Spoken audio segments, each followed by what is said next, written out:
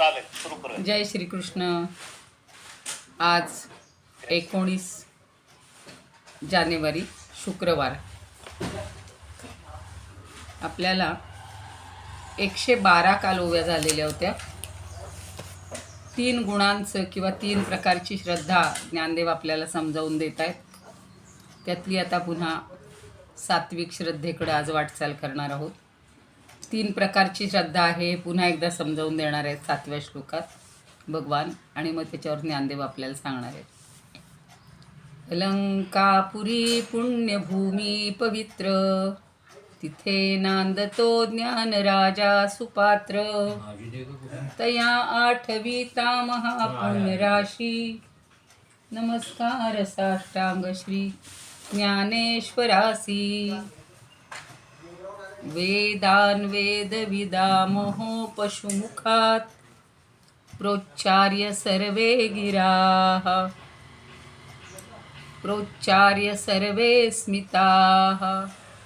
कृत्वा लौकिक भित्तिका प्रचलनम, योगी समुद्बोधितः. गीता ज्ञानमलौकिकं प्रकटितं, विश्वाय शान्तिप्रदं. वंदे तं करुणाकरं प्रभुवरं, श्रीसंत ज्ञानेश्वरं, श्रीसंत ज्ञानेश्वरं. ज्ञानेश्वरांचं अलौकिकत्व ज्या ज्या ओव्यांमध्ये आहे किंवा श्लोकांमध्ये आहे त्यातला हा सगळ्यात महत्त्वाचा श्लोक आहे की वेदान वेद विदान अहो पशुमुखात.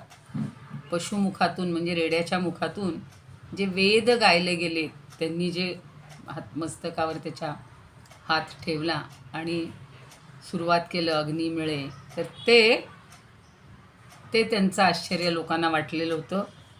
शिवाय चांगदेव ज्या वेळेला भेटायला आले त्यावेळेला लौकिक भित्तिका प्रचलन, आपण ज्या भिंती बांधलेल्या असतात लोकांमध्ये त्याला लौकिक म्हणायचं. ती भिंत चालवत चालत तिथपर्यंत गेलेली आहे. आणि महत्त्वाचं म्हणजे अलौकिक असं गीता ज्ञान विश्वाला शांती देण्यासाठी किंवा शांती प्रगट करण्यासाठी, शांती देण्यासाठी प्रगट केलेलं आहे. आपण जे पाहतोय की भगवद्गीतेतल्या श्लोकांचा अर्थ पटकन लक्षात येत नाही, पण ज्ञानदेवांनी ज्या ओव्या सांगितल्या, जे दृष्टांत दिले, जी उदाहरणं दिली, त्याच्यातून ते सोपं आपल्याला होऊन जातं. आणि अशा त्या ज्ञानदेवांना मी वंदन करते किंवा करतो. असं रोज आपण एक श्लोक घेतो, थोडक्यात त्याचा अर्थ सांगायला पाहिजे म्हणून सांगितला. काल 12वी ओवी झालेली होती. आज आता 113वी घ्यायची आहे. सर्व श्रोत्यांना आणि ज्ञानेश्वरी भक्तांना सादर वंदन. प्रत्यक्ष पाहे पावीरा, जो सावध घे मदिरा, तो हुनी ठाके माझिरा तियेची क्षणी. काल असं सांगितलेलं होतं 12व्यामध्ये की एरवी तरी पायी, स्वभाववृद्धीच्या ठाई, आहारा वाचून नाही बळी हेतू. म्हणजे पार्थाला ते सांगतात की स्वभाव परिपोषाच्या दृष्टीनं, म्हणजे प्रत्येकाच्या स्वभावाकडे पाहिलं असता आहाराव्यतिरिक्त दुसरं कुठलंही बलवान कारण नाही. याचा असा का स्वभाव आहे, आपल्याला जो प्रश्न पडतो की हा माणूस असा का वागतो, असा का बोलतो, तर सगळ्याला कारण आहे आहार. आणि तेच आता इथं सांगतायत. त्याची आता उदाहरणं देतात की कसा त्याचा आहार किंवा त्याचा स्वभाव कसा बनतो, तो कसा अगदी पक्का असतो त्या स्वभावाशी किंवा त्या श्रद्धेशी, त्या गुणाशी. म्हणून सांगितली आत्ताची ओवी की प्रत्यक्ष पाहे पावीरा, जो सावध घे मदिरा, तो हुनी ठाके माझिरा तियेची क्षणी. तर कालपासून आपल्याला तामसी गुणांचं चाललेलं होतं आणि त्या संदर्भातलीच ही ओवी आहे 113वी. की एखाद्याला प्रत्यक्ष ऋषिकेशचा नेमका ऋषिकेश तुम्ही बोलत, तर तो सांगतोय की एखादा सावध घे मदिरा, सावध म्हणजे अगदी सावध होऊन, सावध असून धडधडीत मद्याचं सेवन करतो आणि तो तत्क्षणीच काय होतो, तो होऊन ठाके माझिरा. माझिरा म्हणजे त्याला त्याची धुंदी चढते, तो उन्मत्त होतो, मत्त होतो. म्हणून आपण माजरा माजिरा असे शब्द मराठीतही वापरतो. तर तोच शब्द त्यांनी इथे घेतलेला आहे की तो अत्यंत उन्मत्त होऊन जातो आणि तियेची क्षणी, त्याच क्षणी तो उन्मत्त होतो, त्याच क्षणी. तर अरे पार्था, तू प्रत्यक्ष पाहतोस की भानावर किंवा शुद्धीवर असलेल्या माणसानं जर मदिरा घेतली तर तो त्या क्षणीच धुंद किंवा बेहोश होऊन जातो, त्याला काही काळ जावा लागत नाही. तसं आहाराचा परिणाम लगेच होत असतो. पुढं तेच सांगतायत, 14व्या ओवीत तेच सांगतायत, का जो साविया अन्न रसू सेवी, तो व्यापी जे वातश्लेष्म स्वभावी, काय ज्वरू झालिया निववी पयादिक. आता साविया म्हणजे नेहमी, जो नेहमी अन्न रसू सेवी. आता प्रत्येकाची एक आहार आवडण्याची किंवा रस घेण्याची पद्धत वेगळी आहे. म्हणून जो रोज जशा पद्धतीचा रस सेवन करील, ज्या पद्धतीचं आहार घेईल, त्यानुसार काय होतं त्याला, तो व्यापीचे वातश्लेष्म स्वभावी. तो स्वभावताच वात पित्त कफ किंवा इथं दोनच दिले, वात आणि श्लेष्म. वाताचे तरी त्याला विकार होतात किंवा कफाचे तरी विकार होतात. म्हणून वातश्लेष्म स्वभावी, काय ज्वरू जालिया निववी पयादिक. अजून एक उदाहरण दिलं की जर ज्वर झाला, ताप आला, तर त्याला दुधाचे पदार्थ किंवा दुधादिकांपासून ते जर प्राशन केलं तर त्याचा तो कमी होईल का ज्वर. आमच्या एक मॅडम होत्या आणि त्या सांगायच्या की लहानपणी त्यांना त्यांच्या बहीण भावांना सारखे ताप यायचे आणि मग ते आले की आई वडील त्यांचं दूध पहिलं बंद करायचे. तर त्या म्हणायच्या त्यामुळे आमच्या पोटात कधी आहारच गेला नाही म्हणे, दूध गेलंच नाही, त्यामुळं कमकुवतपणा, कॅल्शियम कमी असं सगळं राहत गेलं. मग आता इथं ते सांगतात की ज्वर झाला आणि दुधादिकांपासून त्यांनी दूधही घेत राहिलं किंवा दुधाचे पदार्थ खात राहिला तर तो ताप कधी कमी होईल का. म्हणून आता या नियमानुसार ज्याला ताप आहे त्यांनी दूध किंवा दुधाचे पदार्थ खाऊ नयेत. बघूया आता आपण हा प्रयोग करून पाहायचा. ज्यांना माहिती नसेल त्यांनी लक्षात ठेवा, माहिती असूनही जे प्राशन करतात त्यांनी गप्प बसायचं. किंवा अजून एक उदाहरण देत आहे, ना तरी अमृत जयापरी, घेतलिया मरणवारी, का पुलिया से करी जैसे विष. आता एखाद्यानं अमृताचं सेवन केलं तर त्याचं मरण टळतं की नाही. अमृताचा अर्थ काय, अमृत, जो मृत करत नाही जे, ते अमृत. पण जर विषाचं सेवन केलं, घेतलिया मरण वारी, का आपुलिया से करी जैसे विष. विषाचा कण नव्हे, अगदी एवढासा अगदी अंश जरी गेला तरी लगेच मरण येतं. म्हणून ते म्हणतात की विषाचं सेवन केलं तर मृत्यू येतो, अमृताचं सेवन केलं तर त्याचं मरण टळतं. हे सगळं आपल्याला माहिती आहे, तरीसुद्धा माणूस म्हणतो ना, विषाची परीक्षा का घेता. एक माझ्याच आयुष्यातला प्रसंग सांगते. हल्ली हे सगळी पॅथी, सगळी ॲलोपॅथी ही जास्त पुढे हे झालेले प्रगत. आता हल्लीच्या काळात कॅन्सर वगैरे म्हणलं की ते बरे होतात. पण पूर्वी जे पाहिलेले आम्ही आमच्या शेजारी पाजारी नात्यामध्ये नोकरीच्या जागी, तर त्यावेळेला एवढे 100% हे नव्हते, गुण नव्हते येत. ती व्यक्ती किती उपचार केले तरी लवकर जायची. आणि मग हे काय म्हणतात, केमोथेरपी वगैरे केल्यानंतर सगळं शरीरामध्ये म्हणजे असे हे सोडले जात आहेत की तुमचं जे काही विषारी हे असेल ते सगळं नष्ट व्हावं. पण त्याचे साईड इफेक्ट्स खूप होतात, हे होतात. तर मला असं वाटायचं की ही केमोथेरपी वगैरे घेऊ नये लोकांनी, देऊ नये डॉक्टरांनी. आणि जेव्हा स्वतःवरच वेळ आली त्यावेळेला मी ठरवलं होतं नाही घ्यायची, काय व्हायचं असेल ते व्हायचं, नाहीतरी आपल्याला जेवढं आयुष्य तेवढंच राहतं की नाही. पण एक नॅचरोपॅथीचेच एक हे होती, शाखा होती आणि त्यांच्या इथे मी गेले होते विचारायला, की चला भाऊ आपण यांना विचारू, की मला असं वाटतं की योग आणि आयुर्वेदाच्या या सगळ्या ज्या संज्ञा आहेत किंवा हे सगळ्या ज्या सिद्धांत आहेत याच्यानुसार आपण ह्या बाकीच्या थेरपी घ्यायला नकोत. तेव्हा तिथल्या ज्या त्या प्रमुख होत्या त्या म्हणल्या, तुम्ही स्वतःवरच विषाची परीक्षा का करताय, असं करू नका. आणि मग शेवटी ती किमोथेरपी घ्यायची ती घ्यायची म्हणून ठरलंच आणि घेतलीच. आणि पुढं आता 13 वर्ष आयुष्य मिळालं. अर्थात त्याचा आणि त्याचा संबंध आहे असं नाही आहे. आपण जे काही आयुष्यात करतो, आपण जे पूर्वसंचित घेऊन आलेलं आहे त्यानुसार आपल्याला आयुष्य मिळणार आहे, ही तर पहिली थिअरी किंवा हा पहिला सिद्धांत आहेच. पण इथं मात्र त्यांनी सांगितलं तसं काही गोष्टींचा आहार घेतल्यानंतर किंवा काही औषधं घेतल्यानंतर त्याची पथ्य पण पाळावी लागतात. मग त्यांनी सांगितलं होतं बाहेरचं कधी खायचं नाही, पिझ्झा बर्गरला तर हात लावायचा नाही ना, आपण ते कधी खातही नाही. पण हल्ली ती जास्त हे वाढत चाललेली लोकांची खाण्याची प्रवृत्ती, म्हणून ते डॉक्टर लोक तसं सांगतात. तसं ह्या दोन गोष्टी, अमृताचं सेवन केलं तर नक्की मरण. म्हणजे आपण अमृत म्हणजे काय हो, चांगला आहार हे अमृतासारखंच.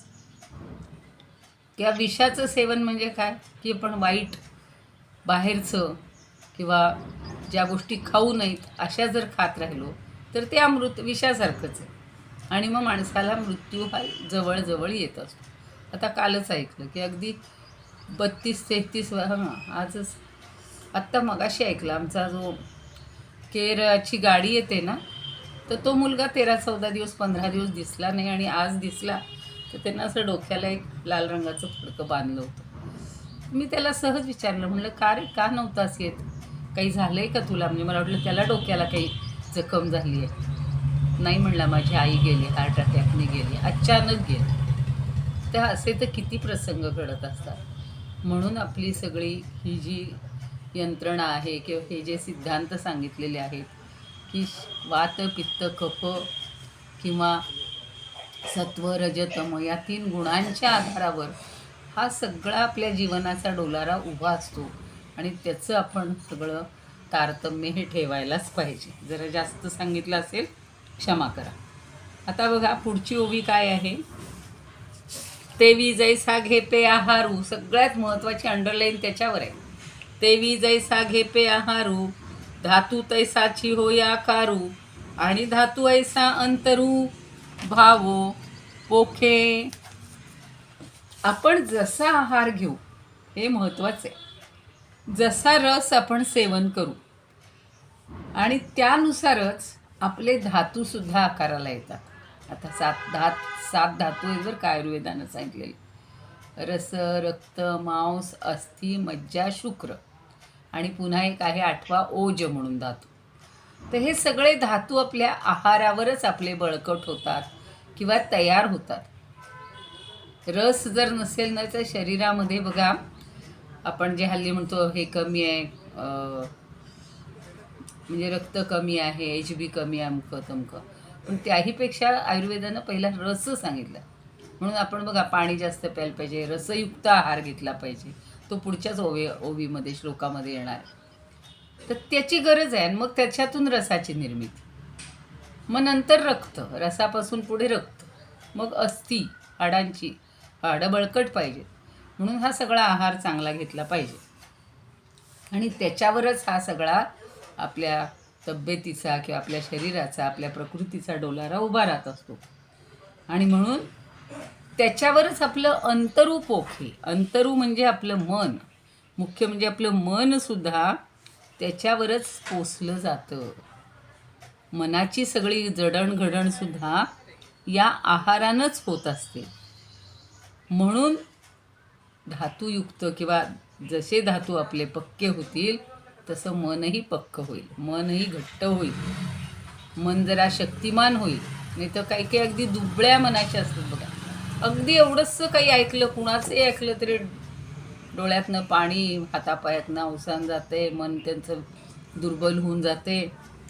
जसं आता अर्जुनाचं तेच झालेलं आहे. थोडासा तो आत्ता या क्षणापुरता तरी मी माझ्या या मोहात गुंतलेला आहे. म्हणजे हे सगळे मनाचेच खेळ आहेत की नाही.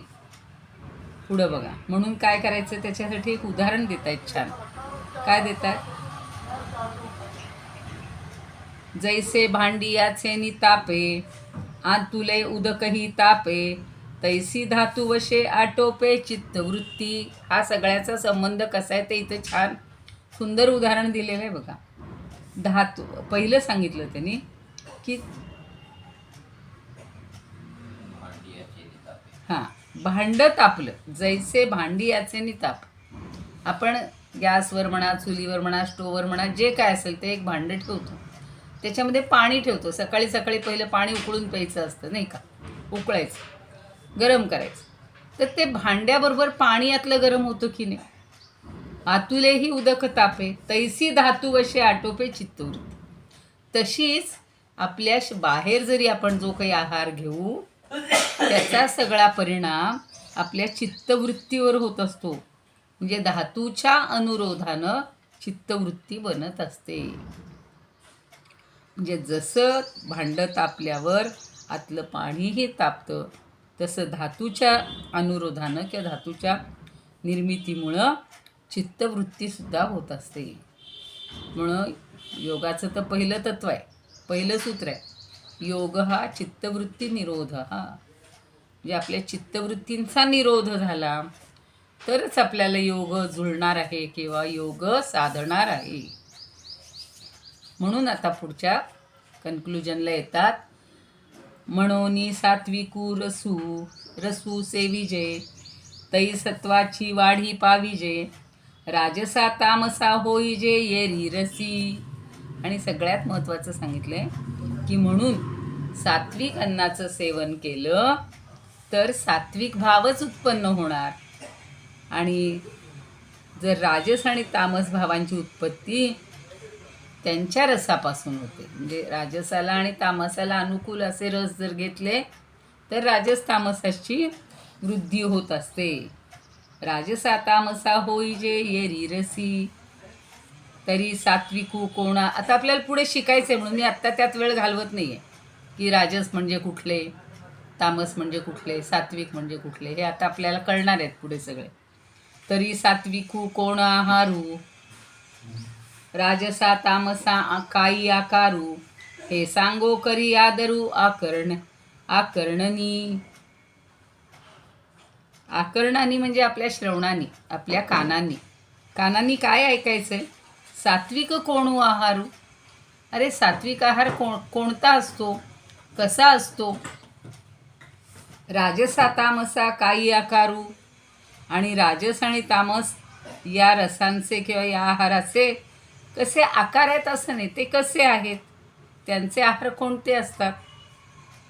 हे सांगो करी आदरू आकरणेसी. तर हे तुला मी सगळं सांगतोय, तर हे तू आदरानं कानांनी ऐक किंवा श्रवणांनी ऐक. म्हणजे तू आदर ठेव सांगण्यामध्ये. मी जे काही सांगतोय त्या बाबतीत आदर ठेव. नेहमी बघा सांगतात लक्ष देऊन ऐका, तर आता या ठिकाणी आदरू असा शब्द वापरलेला आहे की आदराने श्रवण कर. आदरू आकरणेनी. याच्या ओव्या बघूया.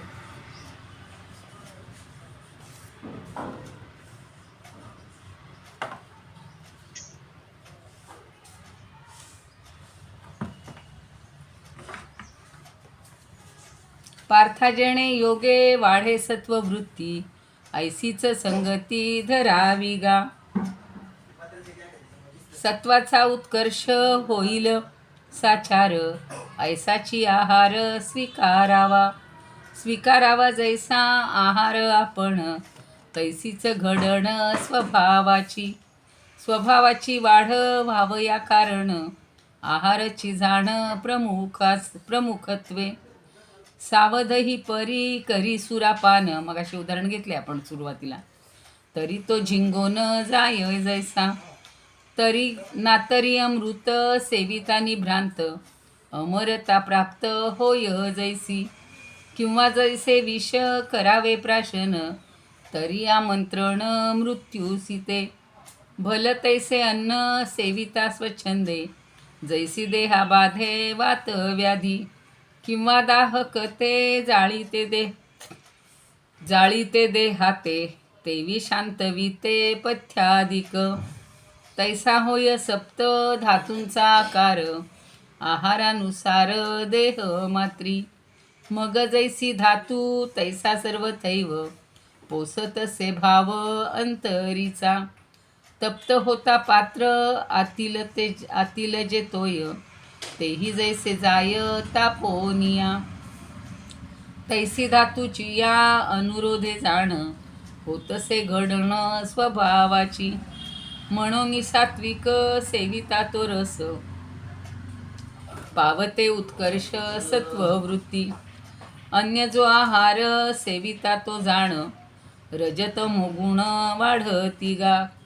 आता सांगू ऐक आहारा सात्विक, रजतमात्मक तोही सांगू. आता तुला सात्विक आणि रजतमात्मक आहाराचं सगळं सांगतोय असं ज्ञानदेव आणि भगवंत आपल्याला दोन्ही सांगतात. आता जो 7वा श्लोक आहे तो बघूया. आहारस्त्वपि सर्वस्य, त्रिविधो भवति प्रियः. यज्ञस्तपस्तथा दानं, तेषां भेदमिमं शृणु. इथं संधी आहे छोटासा. आहार हा तू अपि, तू म्हणजे परंतु आणि अपि म्हणजे सुद्धा. आहारसुद्धा, परंतु आहारसुद्धा काय आहे? सर्वस्य, सर्वांचा. त्रिविधो भवति प्रियः, 3 प्रकारे प्रिय असतो. सात्विक लोकांना सात्विक आहार आवडतो, राजस लोकांना राजस आहार आवडतो आणि तामसी लोकांना तामस आहार आवडतो. अजून कशाचे प्रकार सांगणार आहेत ते आता पुढच्या ओळीत सांगितले. यज्ञ हा, तप हा, तथा दानन म्हणजे दानम, पण पुढे त आलाय म्हणून उच्चार करताना म्हणताना दानन म्हणतो आपण. म्हणजे यज्ञ, तप, तथा म्हणजे त्याचप्रमाणे, दान. तेषां भेदम इमं शृणु. संधी आहे छोटासा. तेषां भेदम इमं शृणु, त्यांचे भेद तू आता, इमम म्हणजे आता ऐक. आहार तर 3 प्रकारचा आहे, तो 3 प्रकारच्या लोकांना 3 प्रकारे प्रिय आहे. तसेच यज्ञ, तप आणि दान याचे सुद्धा भेद तू लक्ष देऊन ऐक. तर नेहमी लक्ष देऊन ऐक हे सारखे आपल्याला ज्ञानदेवही सांगतात आणि भगवंतही अर्जुनाला सांगतात. आता बघा कसे आहेत. आणि एक सरे आहारा, कैसे नीतीही तिनी मोहरा. जालिया तेही वीरा रोकडे दाऊ. ते सांगतात की आता हे 3 प्रकारचे आहार आहेत. आणि एकसरे आहारा, एकसरे म्हणजे एकदम आहारा. कैसे नी तिनी मोहरा, मोहरा म्हणजे प्रकार. त्याचे 3 प्रकार कसे आहेत? जालिया तेही वीरा रोकडे दाऊ. तर हे वीरा, तुला त्याचे कसे 3 प्रकार झालेले आहेत किंवा 3 प्रकारचं अन्न त्यांना कसं लागतं हे मी तुला आता स्पष्ट सांगतो. रोकडा व्यवहार म्हणतात ना. पूर्वी लहानपणी आम्ही दुकानात जायचो, तुम्ही पाहिलं असेल. छोटीशी पाटी असायची. आज रोख उद्या उधार. उद्या गेलं तरी तेच, आज रोख उद्या उधार. म्हणजे त्यांचा उद्या कधी उजाडतच नाही. मला लहानपणी कौतुक वाटायचं, म्हणायचे असं का लिहिलंय, मग उद्या जर आपण गेलो तर आपल्याला उधार देतील का? पण रोज जो आलेला असेल तो आजच असणार आहे. उद्या कधीच त्यांच्या दृष्टीनं उधारीचा हे नाही. तसं इथं सुद्धा रोकडा व्यवहार, रोकडे जाऊ. लगेच तुला सांगतो, तुला काही वेळ लावणार नाही आहे. ज्या प्रकारचं अन्न 3 प्रकारचं आहे ते तुला स्पष्ट सांगतो. ते स्पष्ट लिहिलेलं असायचं. आज रोख उद्या उधार. तरी जेवणाराची या रुची, निष्पत्ती की बोनी यांची. आणि जेवितात व गुणांची दासी येथ. आपण बघा आल्यानंतर माणसांना विचारतो, आपले पाहुणे जवळचे असू लांबचे असू, सहज विचारतो, तुम्हाला कोणती भाजी आवडेल हो? आपल्याकडं 3-4 भाज्यांचे पर्याय असतील तर आपण नावं सांगतो. मग तो एखादा म्हणतो, आमचा नातू म्हणतो, आजी मला भेंडीची भाजी पाहिजे. की भेंडीची करायला, अगं कालच भेंडीची खाल्ली, आज तू कोबीची भाजी कर. म्हणजे हे आपण नातवांना, परतवंडांना, सगळ्यांना विचारत असतो, पाहुण्यांनाही विचारतो. तसे जेवणाराची या रुची, जेवणाऱ्याच्या आवडीनुसार, त्याच्या रुचीनुसार निष्पत्ती की बोनियांची. आता बोनियान शब्द फार छान वापरलेले आहे त्यांनी. बोनियांची म्हणजे अन्न प्रकारांची निष्पत्ती, निर्मिती होते. म्हणजे जेवणाऱ्याच्या रुचीप्रमाणे अन्नाचे प्रकार आपण करतो. आपल्याला वाटतं आज हे आलेत पाहुणे, आपण ह्यांना काहीतरी गोड करूया, म्हणून आपण म्हणतो काय करू मग, श्रीखंड, बासुंदी, काय तुम्हाला गुलाबजाम, काय हवं आहे ते सांगा. तर तो नेमका म्हणतो नाही हो, आता मला बहिणी, मावशी, काकू जे काय असेल ते, आता मला डायबिटीस आहे, मला गोड खायचं नाही. मग तिखटाचा पदार्थ करू का? हां, भजी बिजी. पण डॉक्टर म्हणतात तेलकट, तिखट, आंबटही खायचं नाही. म्हणजेच सात्विक आहार, साधा, रुचकर पण प्रकृतीलाच मानवेल असा आहार. मग त्याच्या आवडीनुसार आपण करतो. पण इतका काही सारखा विचार करत नाही माणूस प्रकृतीचा. ठीक आहे, करा भजी म्हणतील, फक्त कांद्याची नका करू, मला बटाट्याची आवडतात, तर त्याच्यानुसार बटाट्याची भजी. असे गंमत सांगते की काय आपल्याकडे घोसावळी वगैरे मिळतात, कशाची करतात. तर जेवणाऱ्याच्या रुचीप्रमाणे त्या अन्नपदार्थांची निष्पत्ती म्हणजे निर्मिती होते. आणि जेविता तव गुणांची दासी येथ. आणि मग त्यानुसार जेवणारा तर गुणाचा दास असतो. दासी येथ जेविता तव गुणांची. तव म्हणजे त्याच्या म्हणायचे. आत्ता मी सांगितलं तसं एका ठिकाणी जर 3 पाहुणे आले, एखादा सत्वगुणी असेल, तो म्हणाल आपलं साधं गवरण भात, गरम गरम, लिंबू, तूप, छान सोडा, साधी अगदी हलकीशी भाकरी करा, एखादी पालेभाजी करा किंवा सोपी भाजी करा. राजस म्हणेल नाही नाही, आपल्याला जरा चटपटीत काहीतरी, बरं आहे ना, भजी करतायत, छान वाटेल. आणि तमोगुणी म्हणेल काय कुठं करत बसता, जे काय आहे ते वाढा, आम्हाला कालचं राहिलेलं असेल, आजचं असेल तरी वाढा, मला शिळच जास्त अन्न आवडतं. म्हणजे म्हणून इथं म्हणले की तव गुणांची, म्हणजे त्यांच्या गुणांची ती दासी होते. त्यांच्या गुणानुसार हा आहार बनवावा लागतो, बनवतो, आणि तो त्यानुसारच घेतो. ताटात वाढलेल्या सगळ्या पदार्थातला ज्याला जो आवडतो तोच तो पहिला खातो. मग सत्वगुणीवाला सत्व, म्हणजे अगदी म्हणून आपल्याकडे खीर असते बघा, एवढीशी चमचाभर खीर वाढतात की पहिल्यांदा मला काही कळायचं नाही खूप वर्ष की का बरं एवढीशीच वाढतात आणि तेवढीशीच खीर आधी का खायची. कारण तो सात्विक आहार आहे. बाकी तुमचं काही चटण्या असतात, कोशिंबिरी असतात, भाज्या असतात, हे असं तळण बिळण, हे थोडंसं रजोगुणाकडं झुकणार आहे.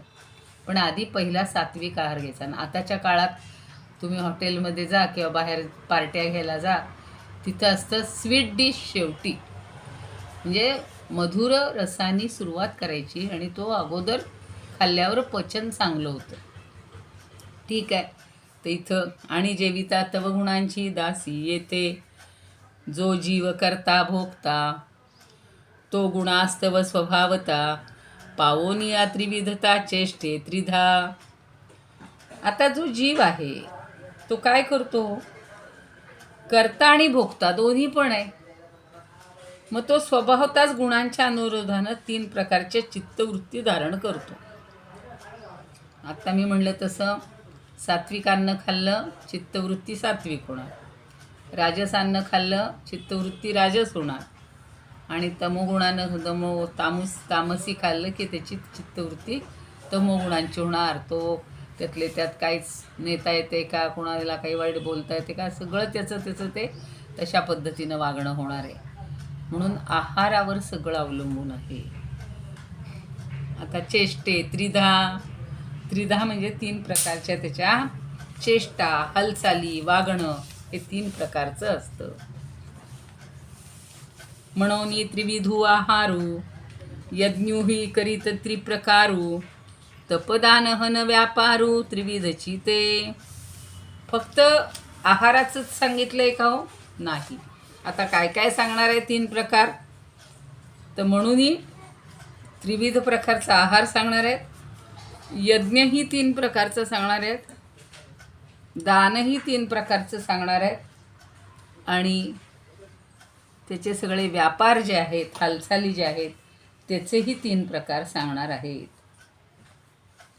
त्रिविधची ते पै आहार लक्षण पहिले, सांगो जे म्हणितले ते ऐक गाभले रूप करू. आता म्हणतायत हे बघ, पहिला क्रम कशाचा आहे? आहाराचा आहे. म्हणून आहाराचा जो क्रम आहे, आहाराचे जे प्रकार आहेत ते मी तुला सांगतो आणि ते तू लक्ष देऊन ऐक. ऐक गाभले रूप करू. आणि मग तुला जे मी सांगतोय त्याचं रूप करू म्हणजे वर्णन करून सांगतो आहे, तर ते तू सगळं नीट ऐक. प्रथम तुला आहाराचे 3 प्रकार सांगत आहे आणि 3 प्रकारच्या आहाराचं वर्णन पुन्हा सांगतो. रूप करू म्हणजे त्याचं बघा ना, आत्तासुद्धा बघा ते यूट्यूब नुसतं उघडलं की किती प्रकारच्या रेसिपी त्याच्यात आधीच भरूनच ठेवलेले आहेत. लगेच सुरूच होतं काही, याच्या वड्या त्याच्या वड्या, याचे लाडू, त्याचं अमकं तमकं तमकं. तसं त्याचं रूपही सांगितलं जातं.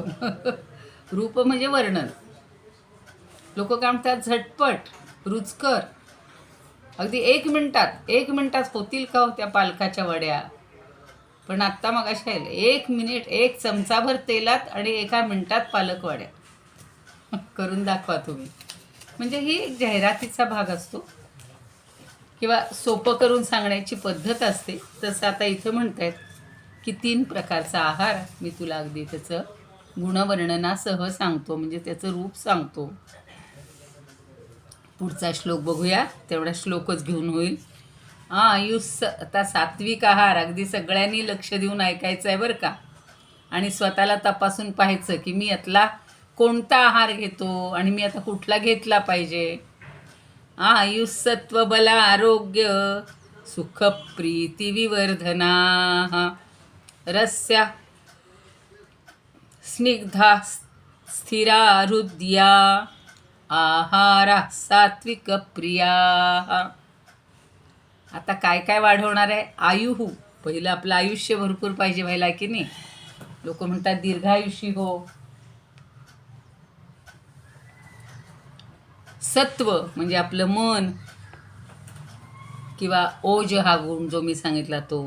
बल, आरोग्य, सुख आणि प्रीती म्हणजे प्रेम. विवर्धना, या एवढ्या गोष्टी वाढवणारा आयुष्य, ओज, आरोग्य, बल राहिलं. बल, आरोग्य, सुख आणि प्रेम वाढवणारा. शिवाय तो कसा आहे? रस्या आहार. मग अशी सांगितलं रसयुक्त आहार पाहिजे. काही ना बघा सगळं कोरडं, अगदी ते येणार आहे पुढे. कोरडं अगदी असं सुक्क सुक्क म्हणतात. तर रसभरीत, रसानियुक्त, सुरस म्हणूया त्याला. स्निग्ध, थोडा तरी तेला तुपाचा अंश पाहिजे ना. हल्ली सगळं कोरडं खा म्हणतात, तसं नाही. स्थिर, ज्याच्यामुळं स्थिरता राहील. काही काळ मुरलेल्या शरीरामध्ये स्थिर राहायला पाहिजे. काही आहार असे आहेत इकडं खाल्ले की लगेच संपणार आहेत ते शरीरातनं बाहेर. आणि हृद्य म्हणजे आपल्या मनाला आवडणारे, मनाला आनंद पण देणारे पाहिजेत. तुम्ही सगळंच काहीतरी वेगळं न आवडीचं आणून ठेवलं तर ती लहान पोरंसुद्धा म्हणतात आज मला भूकच नाही आहे, जेवून निघून जातात. की एखादा पाहुणासुद्धा बघेल म्हणाल यांच्या घरात काही सगळं वेगळंच दिसतंय बाबा, साधा आहार नाहीच आहे. तोही म्हणाल नाही हो आत्ताच मी जेवून आलो आहे, मला नाही भूक, आणि बाहेर जाऊन हॉटेललाच जाऊन जेवेल. तर इथं हृदय पाहिजे, मनाला आनंद देणारं पाहिजे आहार. असा जो आहे तो सात्विक प्रिया. असा आहार सात्विक वृत्तीच्या किंवा सात्विक गुणांनी युक्त असणाऱ्या माणसांना आवडतो. सत्वगुणी लोकांचा प्रिय आहार कसा आहे? आयुष सत्वबल आरोग्य सुख प्रीती विवर्धना रस्या स्निग्धा स्थिरा हृद्या आहारा सात्विक प्रिया. एक मोठा समास आहे बरं का, त्याच्यात संधी नाही आहेत, पण बघा सत्व, बल, आरोग्य असे 3 शब्द आहेत. सुख, प्रीती एवढ्या सगळ्या विवर्धना वाढवणाऱ्या. किंवा सत्वाचा अजून एक अर्थ मन असंही घेतला जातो. मगाशी जे मी सांगितलं ना की शेवटी धातू जसे चांगले पुष्ट होतील त्याच्यावर आपलं मन पण अवलंबून असतं, मनाची घडण, चित्ताची घडण, आणि म्हणून ते तसे आहार आपण घेतले पाहिजेत. थांबूया इथेच. 7वा श्लोक झाला आहे आणि 119पर्यंत ओव्या झालेल्या आहेत.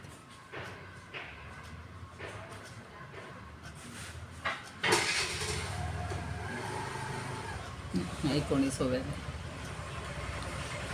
इदमुपकर्तुं भुवनमण्डलं समुदितमिव भास्करं सादरं वन्दे ज्ञानेश्वरं. त्रिभुवनमाता भगवद्गीता लोकमङ्गला लोकविश्रुता लोकहितं संततं ध्यायता येन ज्ञानेश्वरी विरचिता. श्रुत्वा प्राकृतगिरं सादरं वन्दे ज्ञानेश्वरं सादरं वन्दे ज्ञानेश्वरं. कदाचित संपेल म्हणून मी मध्ये बोलून घेते की सोमवारी आपल्याला श्रीरामांच्या म्हणजे मूर्तीची प्रतिष्ठापना अयोध्येत होणार आहे आणि आपण सगळ्यांनी थोडा वेळ का विना त्याचं काहीतरी गुणगान करूया. तर सोमवारचा दिवस आपण फक्त श्रीरामांची उपासना करण्यामध्ये घालवणार आहोत. तेवढं सगळ्यांनी लक्षात घ्या. दादा काहीतरी आपल्याला आरत्या पाठवलेल्या आहेत, तर त्यातली तुमच्या आवडीच्या असतील त्या तुम्ही सिलेक्ट करा आणि कळवा कोण काय म्हणणार आहे ते. आरती ज्ञानराजा महाकैवल्य तेजा सेविती साधू संत मनुवेधला माझा. आरती ज्ञानराजा लोपले ज्ञान जगी हित नेणती कोणी. अवतार पांडुरंग नाव ठेवी ले ज्ञानी. आरती ज्ञानराजा कनकाचे ताटकरी उठा गोपिका नारी. नारद तुंबरू हो सामगायन करी. आरती ज्ञानराजा प्रगट गुह्य बोले विश्वब्रह्मची केले. राम जनार्दनी पायी मस्तक ठेविले. आरती ज्ञानराजा महाकैवल्य तेजा सेविती साधू संत मनुवेधला माझा. आरती ज्ञानराजा. ज्ञानेश्वर महाराज की जय. पंढरीनाथ भगवान की जय.